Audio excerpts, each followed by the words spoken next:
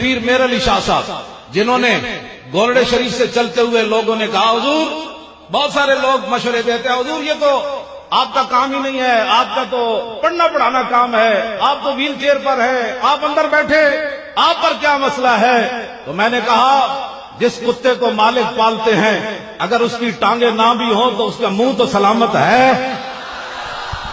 اس کتے کا کام تو پھر مالک کا پہرا دینا، بھونکے تو صحیح اور بتائے کہ میں نے جن مالکوں کا کھایا ہے میری ٹانگیں کام نہیں کر رہی، زبان تو کام کر رہی ہے۔ پیر میر علی شاہ صاحب کو بھی لوگوں نے یہی کہا حضور آپ پیر آدمی ہیں، آپ گولڑے میں بیٹھے نذرانے وصول فرمائے، آپ لاہور جائیں گے تو حالات بڑے خراب ہیں، انگریزوں کی حکومت ہے، وہ آپ کے خلاف پہلے بھی بڑے ہیں کہ ہم نے میر علی شاہ کو یہاں سے نکال دینا ہے۔ آپ کا سی آئی ڈی میں ایک مرید تھا، اس نے پیر میر علی شاہ صاحب کو جا کر کہا بھی صحیح کہ حضور انگریز یہ فیصلہ کر چکے ہیں آپ کے بارے میں کہ آپ دن رات انگریزوں کے خلاف باتیں کرتے رہتے ہیں، آپ کے لنگر پر آ کر انگریز کے جو باغی ہیں وہ کھانے کھاتے ہیں، اور اندر خانے رپورٹ انگریز تیار کر چکے ہیں کہ میر علی شاہ کو ہم نے بر صغیر سے جو ہے نکال دینا ہے، اس کو جلا وطن کر دینا ہے۔ پیر میر علی شاہ صاحب بیٹھے ہوئے آسمان کی طرف نگاہ کی، آپ نے فرمایا اوپر تو کچھ اور لکھا ہوا ہے۔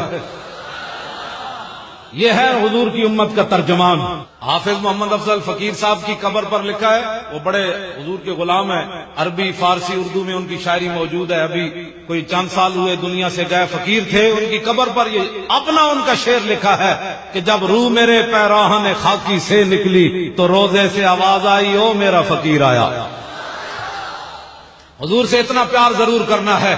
اتنا پیار ضرور کرنا ہے کہ جب روح نکلے حضور فرمایا او میرا غلام آیا، او میرا غلام آیا۔ پیر میر علی شاہ صاحب کی بات بھی رہ گئی، لوگوں نے کہا حضور آپ نہ جائیں، آپ نہ جائیں، آپ پیر آدمی ہیں، یہ تو مولویوں کا کام ہے، دجال سے قیدیانی سے مناظرہ کرنے کے لیے لاہور مولوی تھوڑے ہیں۔ پیر میر علی شاہ صاحب نے تاریخی بات کی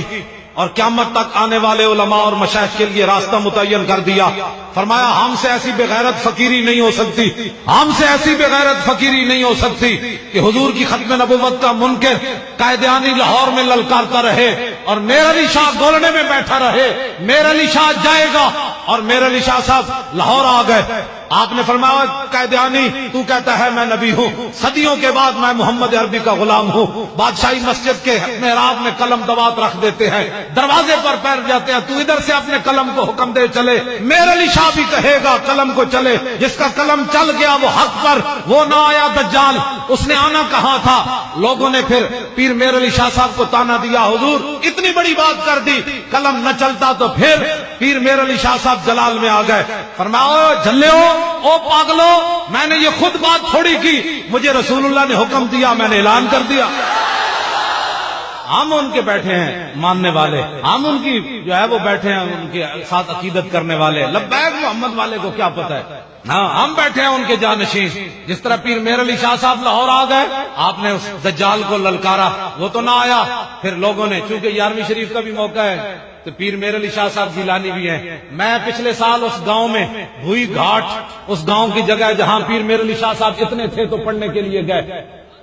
میری بھتیجی کا 2 دن ہوئے وصال ہوا تھا، جوان سالہ وہ فوت ہو گئی، تو وہ میں نے ٹائم دیا ہوا تھا تو بھوئی گھاٹ کے لوگ میرے پیچھے گاؤں چلے گئے، انہوں نے کہا حضرت آپ، میں نے کہا اتنا ہمارا صدمہ ہے تو میں تو نہیں جا سکتا، انہوں نے کہا اس پیر میر علی شاہ کے گاؤں کا واسطہ جہاں میر علی شاہ پڑھتا رہا، تو میں اپنے سارے صدمے کو چھوڑ کر رات کے وقت، ڈرائیور بھی کوئی نہیں تھا، ایک اناڑی ڈرائیور لے کر میں رات کی تاریکی میں اس گاؤں پہنچا، صرف یہ دیکھنے کے لیے کہ وہ کون سی جگہ ہے جہاں پیر میر علی شاہ پڑھتا رہا۔ جب اتنے سارے تھے پیر میر علی شاہ صاحب پڑھنے کے لیے اس گاؤں گئے، صرف میں گاؤں دیکھنے کے لیے گیا،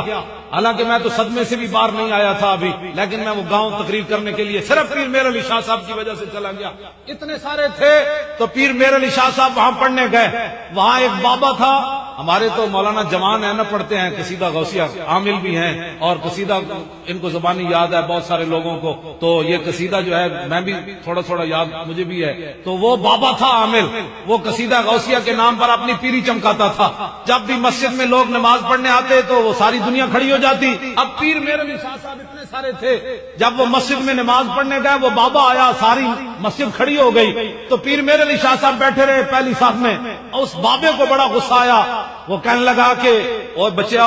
میں پڑھا قصیدہ غوثیہ،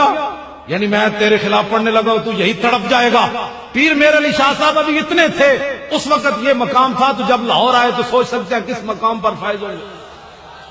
پیر میر علی شاہ صاحب نے اس بابے کو فرمایا, بابا تو قصیدہ غوثیہ پڑھ, میں قصیدے والے نو بلانا. آپ نے فرمایا تو قصیدہ غوثیہ پڑھ, میں 11ویں والے پیروں کو بھی بلاتا ہوں ادھر.